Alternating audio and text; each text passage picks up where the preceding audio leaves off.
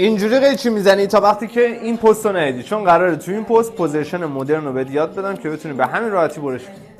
اول از همه باید سیوش کنی و تمریناتی که تو پست میدم رو انجام بدی. دوم از این که دل بزرگی داشته باش، بفرست واسه رفیق آرایشگرت تا اونم یاد بگیره. برای بقیه خیر بخواه، خیر توی زندگی خودت میاد. حالا بیا بریم تا بهت بگم چه نکته‌هایی برای این پوزیشن ما رعایت کن. خب بچه‌ها، توی پست قبلی گفتم پوزیشن یکو چجوری بگیری. این بار باید برعکس اون عمل کنی، یعنی به جایی که بیاری به سمت بند آخر انگشت، قیچی رو ببری به سمت نوک بند انگشتت.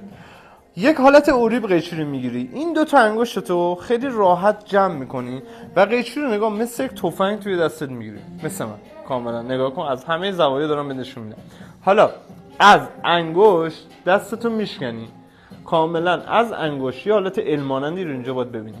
این انگشت رو بر میداری، شست میره داخل. نگاه کن، شست رو نبر داخل چون نمیتونی باید قیچی بزنی، شست فقط قراره بره روی قیچی و قیچی رو خیلی راحت باز و بست میکنی. بچه قیچی خیلی کم باز و بست میشه، شما نمیتونید تمام قیچی رو باز کنید، چون اگه میخوای این کار رو انجام بدی باید پوزیشن یکو بزنی. برای این پوزیشن فقط تو میتونی قیچی رو کم باز و بست کنی.